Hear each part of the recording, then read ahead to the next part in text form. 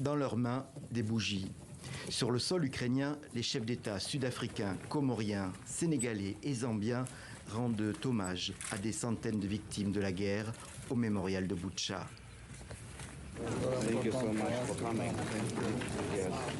Des massacres de civils attribués aux forces du Kremlin au début de l'invasion russe.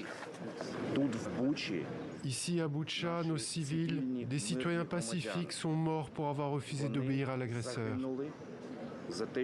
Il était très important pour nos invités, très respectés, d'entendre cela aujourd'hui. Cette délégation africaine, avec des représentants de 7 États, est engagée dans une mission de paix délicate entre l'Ukraine et la Russie. Après un moment sur la place Saint-Michel, devant les carcasses de tanks russes, les émissaires ont pu discuter longuement avec le président ukrainien Zelensky. Mais à la sortie, c'est un Zelensky toujours aussi déterminé qui est apparu.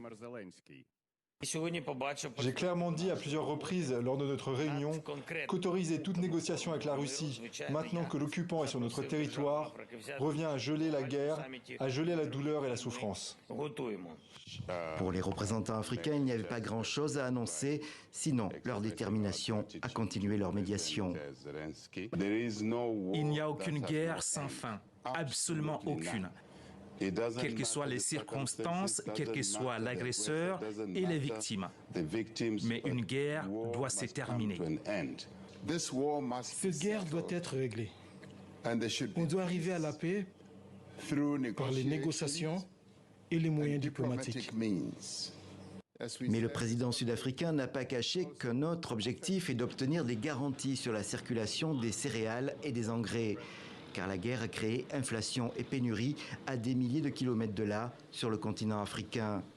Malgré la présence de ces médiateurs, l'armée russe a lancé ce vendredi une nouvelle attaque de missiles, la plus importante contre Kiev depuis des semaines.